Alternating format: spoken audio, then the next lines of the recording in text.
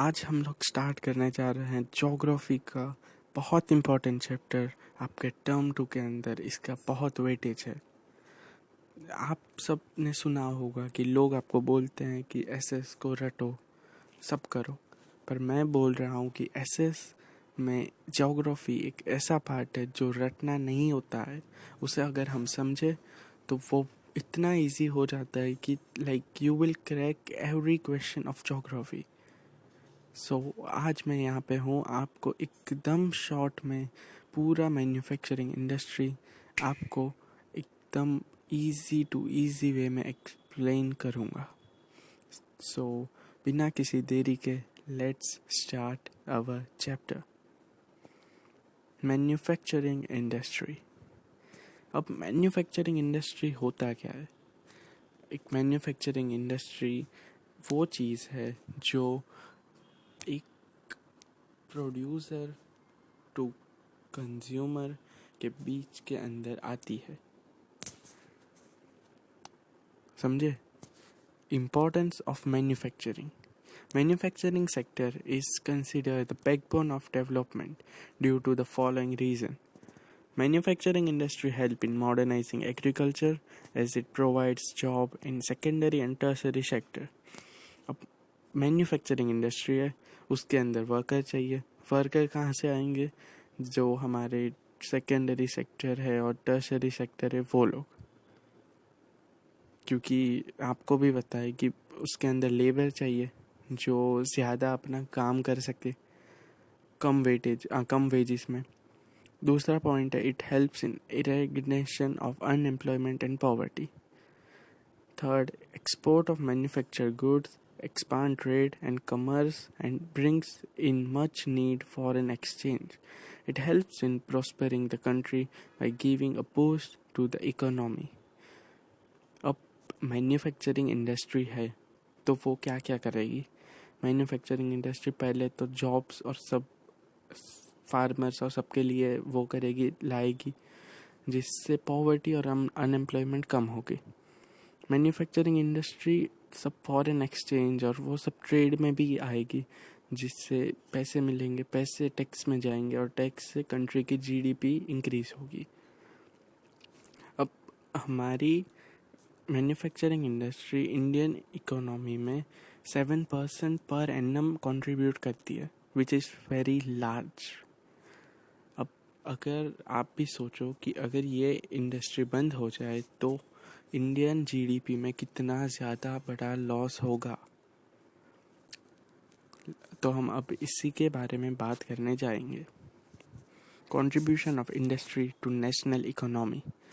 The trend of growth rate in manufacturing over the last decade has been around 7% per annum. जैसे कि मैंने आपको last slide में बताया, 7% पर एनम कंट्रीब्यूट करती है। अब साइड में देखे एक टेबल दिया है जिसके अंदर हम मैन्युफैक्चरिंग इंडस्ट्री में इनपुट में ये सब डालते हैं, रॉ मटेरियल, कंपोनेंट पार्ट और ये सब, और हमें प्रोडक्शन के लिए ये सब चीज़ नेसेसरी है, जैसे कि land, labour, capital, entrepreneur and infrastructure. ये 5 चीज़ very important for manufacturing industry. उसके बाद ये सारी चीज़ को ट्रांसपोर्ट किया जाता है, उधर से फैक्ट्री में ले जाते हैं, फैक्ट्री में से सब प्रोडक्ट्स बनते हैं, उसका आउटपुट होता है, ट्रांसपोर्टेशन थ्रू वो मार्केट में जाता है और मार्केट से वो हमारे पास आता है। इन सारे चीज़ में मेन फैक्टर जो है वो है मनी। मनी नहीं हो तो ये कुछ भी पॉसिबल नहीं है, और अगर ये सब पॉसिबल है तो मनी भी पॉसिबल है। Let's move to next, agro based industry. अब हमारी मैन्युफैक्चरिंग इंडस्ट्री के अंदर बहुत सारी अलग अलग इंडस्ट्री है, उसके पार्ट्स, और वो पार्ट्स के भी अलग अलग पार्ट्स हैं।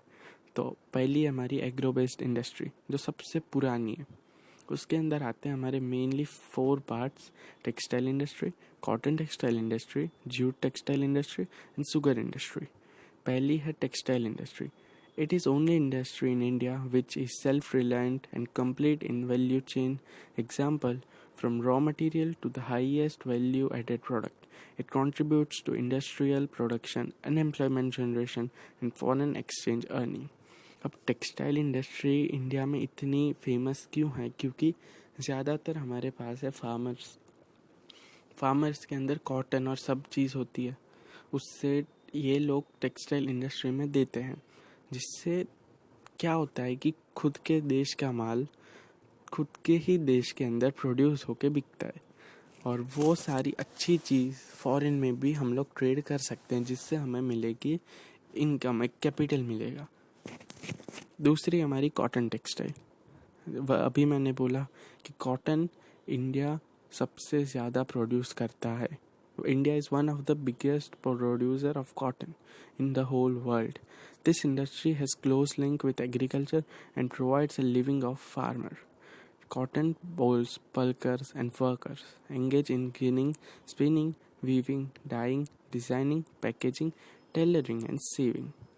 It supports many other countries such as chemical dyes, packing material and engineering works. Third है हमारी जूट इंडस्ट्री। अब जूट इंडस्ट्री में इंडिया लार्जेस्ट प्रोड्यूसर है आफ्टर बांग्लादेश। हमारे इंडिया में मिल्स लोकेटेड है वेस्ट बंगाल में, near the bank of Hooghly river. अब ऐसा क्यों कि हुगली रिवर के ही पास में है? ये इसलिए क्योंकि जूट को चाहिए लॉट्स ऑफ फ्रेश वाटर, वो मिलता है रिवर से। अब हुगली रिवर पास होती है हमारी वेस्ट बंगाल, और मेनली सब हुगली रिवर का पार्ट है बांग्लादेश में, इसलिए बांग्लादेश बहुत बड़ा, सबसे बड़ा प्रोड्यूसर बोल सकते हैं अब जूट टेक्सटाइल इंडस्ट्री के अंदर। उसके बाद आता है इंडिया। अब ऐसे पार्ट हुए इंडिया बांग्लादेश में, इसलिए मेन पार्ट हुगली का बांग्लादेश के अंदर चला गया और थोड़ा सा पार्ट इंडिया में रह गया, वेस्ट बंगाल में। फोर्थ है हमारी शुगर इंडस्ट्री। अब India stands second as world producer of sugar, but occupies the first place in the production of gur and khansari. This industry is seasonal in nature. अब India world का second largest producer है sugar का, but occupies first place in production of गुड़ and खानसारी। But उसके जो production में है, जो गुड़ एंड खानसारी, उसके अंदर फर्स्ट आता है। अब ये इंडस्ट्री सीजनल है। एज यू नो कि शुगर इंडस्ट्री के अंदर मेन उसका प्रोडक्ट होता है शुगर केन। अब शुगर केन कौन से मंथ में आता है? हमारे कौन से सीजन में आता है? समर के। अब समर सीजन कई पूरे साल तो रहने नहीं वाला। अब जो जितने पार्ट में समर सीजन है, बस वही टाइम पे शुगर केन जितनी हमें मिलेगी उतना प्रोडक्शन होगा। अगर कम मिले तो कम और ज़्यादा मिले तो ज़्यादा, इसलिए वो सीजनल इन नेचर भी होती है। Let's move to next topic. वो है हमारी मिनरल बेस्ड इंडस्ट्री। अब मिनरल बेस्ड के अंदर इट्स कॉमन कि सबको पता है कि iron and steel industry main होती है। Iron and steel is the basic industry as all the other industry. Heavy industry, medium industry and light industry depends on it for the machinery. It is considered as a heavy industry because all the raw material as well as finished good are heavy and bulky, entailing heavy transport cost. अब हमारे सारे मतलब आप समझो कि high and industry होती है, medium and होती है और स्मॉल एंड होती है। सबके अंदर मेन चीज़ होती है मशीनरी। छोटी से छोटी चीज़ के अंदर भी आयरन एंड स्टील यूज़ होता है इन इंडस्ट्री। उसके लिए iron and steel industry main होती है।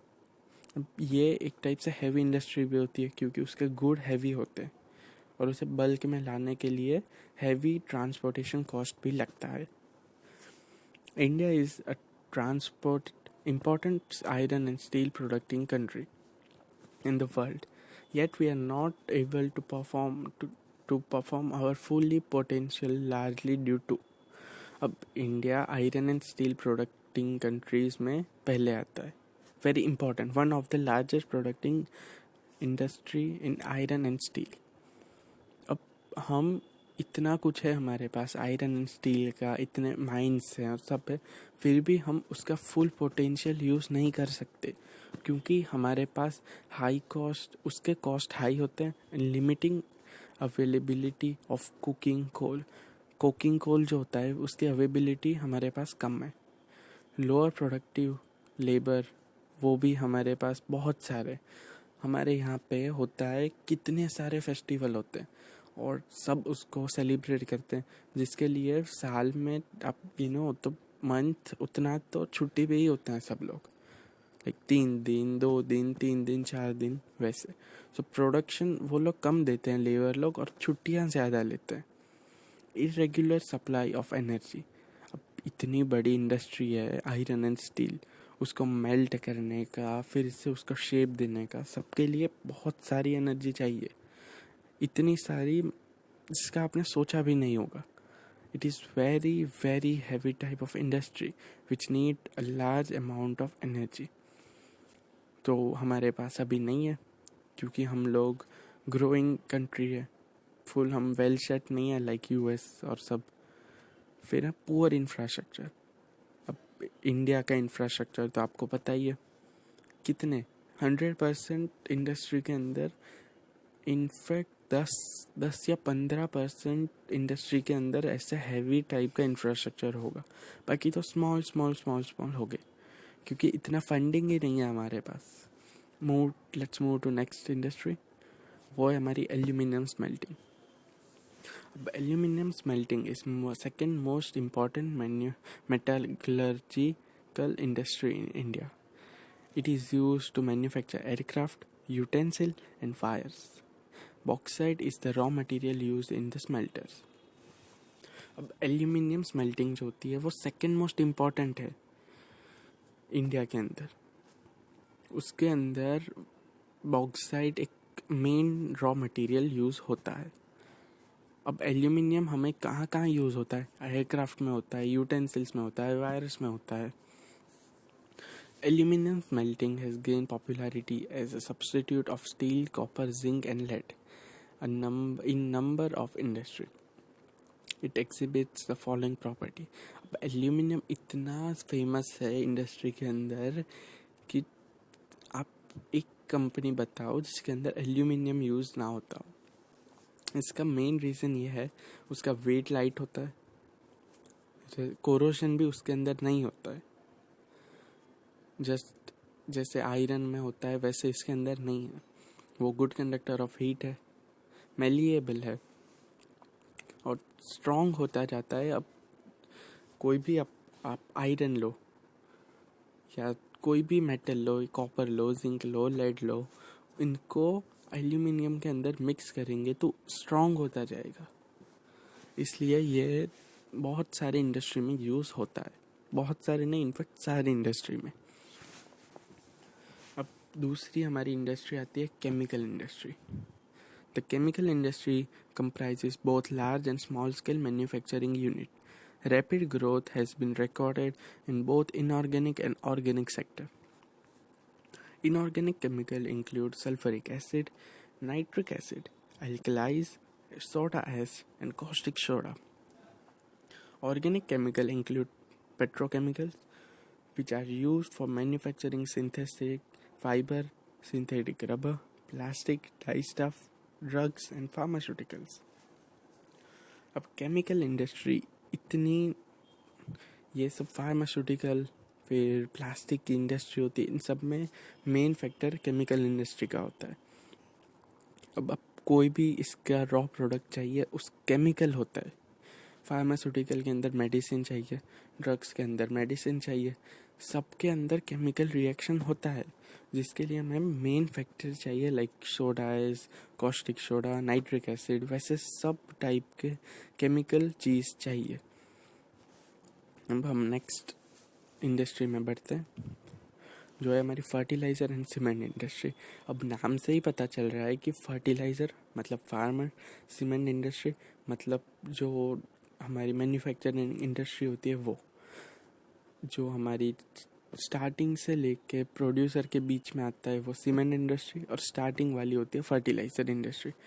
अब the fertiliser industry are centred around the production of nitrogenous fertiliser. उसके अंदर मेनली यूरिया होता है, and complex fertiliser which have a combination of nitrogen, phosphate and potash. Gujarat, Tamil Nadu, UP, Punjab, Kerala contribute towards half of the fertilization production. अब ये सारे state हैं, इनके अंदर इतना फर्टिलाइज़र प्रोड्यूस होता है कि वो half of the fertiliser production all over India के अंदर देते हैं.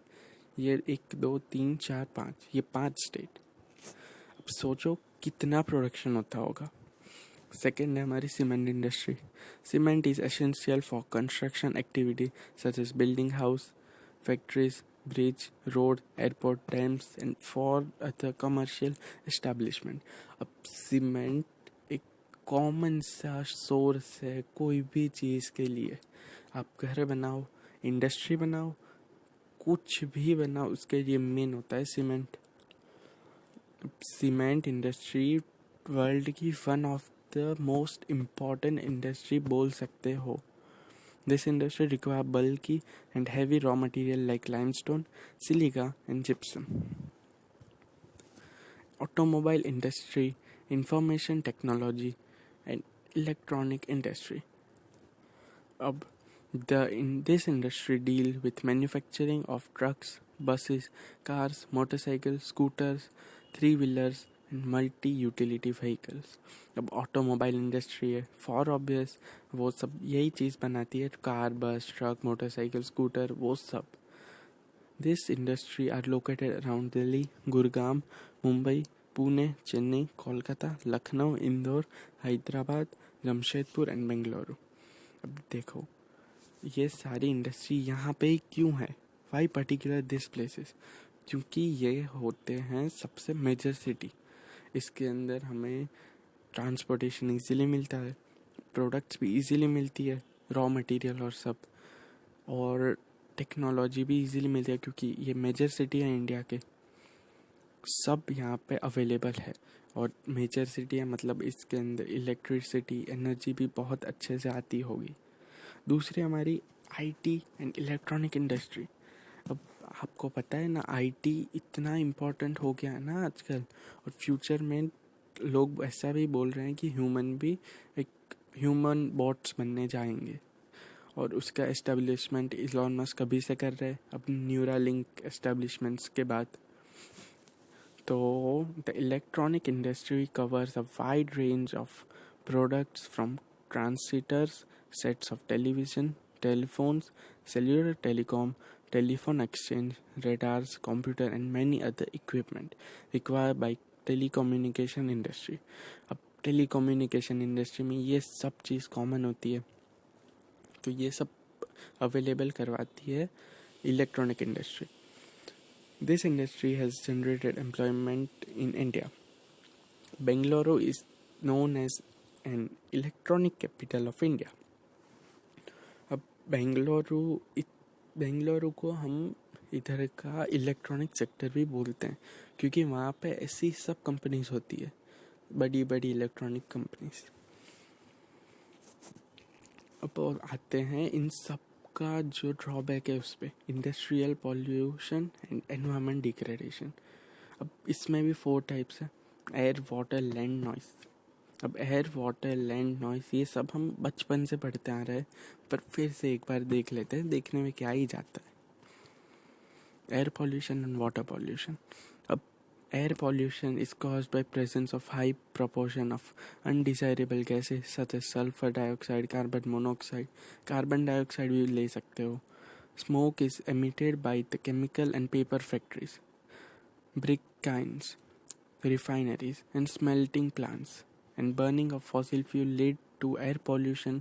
It adversely affect human health, animals, plants, building and the other atmosphere as a whole. अब कॉमन सी बात है, एयर पॉल्यूशन होगा तो क्या क्या होगा. एयर पॉल्यूशन की वजह से ह्यूमन को इफ़ेक्ट होगा, एनिमल्स को होगा, प्लांट्स को होगा, सबको होगा. ताजमहल ही देख लो, एयर पॉल्यूशन की वजह से एसिड रेन हुआ, एसिड रेन की वजह से उसका कलर वाइट से येलो होता जा रहा है. दूसरा है हमारा वाटर पॉल्यूशन. अब ये भी कॉमन है. Water pollution is caused bye organic and inorganic industrial wastage and effluents discharged into rivers. The industries which are mainly responsible for water pollution are paper, pulp, chemical, textile and dyeing. petrochemical refineries, tanneries and electroplating industry. अब industry अपना कचरा कहाँ पे डालेगी? ऐसे ही river में और सब जगह पे, क्योंकि पीछे ही अगर रिवर हो पास में ही तो सब वेस्ट, अनडिज़ायरेबल वेस्ट हम सब रिवर में ही, और वाटर वाली जो भी चीज़ होती है, पॉन्ड, लेक या समथिंग लाइक दैट, उसके अंदर ही डालेंगे, जो सबसे ईजी वे होगा। तो ऐसा होता है, मेनली केमिकल इंडस्ट्री ऐसा करती है।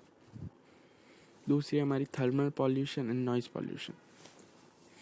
Thermal pollution of water occurs when hot water from factories and thermal plants is drained into river and ponds before cooling. अब थर्मल पॉल्यूशन कब अकर होता है? when hot water from factories, गर्म पानी जो होता है वो फैक्ट्रीज से एंड थर्मल प्लांट से ड्रेन होकर रिवर और पॉन्ड में जाता है कूल होने से पहले। इसकी वजह से थर्मल पॉल्यूशन होता है। Noise pollution. Noise pollution is propagation of noise with harmful impact on the activity of human and animal life. It results in irritation, anger, causes in hearing impairment, increase heart rate and blood pressure. अब noise pollution भी एक type से बहुत harmful है human के लिए, सबके लिए। उससे एग्रेशन आता है, ह्यूमन के हार्ट के डिजीज़ होते हैं। लोगों को नॉइज़ की वजह से इतने सारे डिजीज़ होते हैं, पर ह्यूमन को पता नहीं है, क्योंकि आधे इतने हार्मफुल नहीं होते और आधे इतने हार्मफुल होते हैं जो होते हैं तभी ह्यूमन को पता चलता है कि हाँ ये हुए हैं। तो भी हम लोग इसके आगे कोई कदम नहीं उठाते। ये मेन हमारी इश्यू है। नेक्स्ट है कंट्रोल ऑफ एनवायरमेंटल डिग्रेडेशन। अब हम आ गए हैं वीडियो के एंड पे। कंट्रोल ऑफ एनवायरमेंट डिग्रेडेशन, कैसे हम कंट्रोल करें? ये इतनी सारी प्रॉब्लम है, उसके कंट्रोल कैसे करें? हाँ, हमें पता है कि ये सब हमें फ़ायदे भी देते हैं, पर इसके नुकसान भी बहुत हैं। तो उसे कंट्रोल करने के लिए minimising the use of water by reusing and recycling it. अब ये वो नारा है, रीयूज़, रिड्यूस, रिसाइकिल, इससे हो सकता है। Harvesting rainwater to meet water requirements, treating hot water and effluents before releasing them into river and ponds. Particulate matter in the air can be reduced by floating smokestacks to factory with electrostatic precipitators, fabric fertilization, scrubbers, and inertial separators. Smoke can be reduced by using oil and gas instead of coal in factory. Machinery can be redesigned to increase energy efficiency and reduce noise. अब यह सारी चीज़ हम लोग कर रहे हैं, धीरे धीरे कर रहे हैं। लाइक मशीनरीज में अब कार के अंदर इतना साउंड आता है, अब धीरे धीरे हम लोग इलेक्ट्रॉनिक सेक्टर के साइड जा रहे हैं। लाइक टेस्ला है और सब चीज़ अब इलेक्ट्रॉनिक में आ रही है, जिससे नॉइज़ कम होगा, पॉल्यूशन भी कम होगा। सो इतने सारे स्टेप हम ले रहे हैं, पर इसमें टाइम जाएगा और सबका कंट्रीब्यूशन इसके अंदर चाहिए। So that is all for this video friends. अगर आपको ये वीडियो अच्छी लगी हो और अगर आपको यूज़फुल हुई हो तो लाइक करो, शेयर एंड सब्सक्राइब करो, अगर आपको अच्छी लगी हो तो ही। और आपको ऐसे ही अच्छे ब्लॉग्स के लिए आप हमारी वेबसाइट econoted.blogspot.com पे विज़िट कर सकते हैं।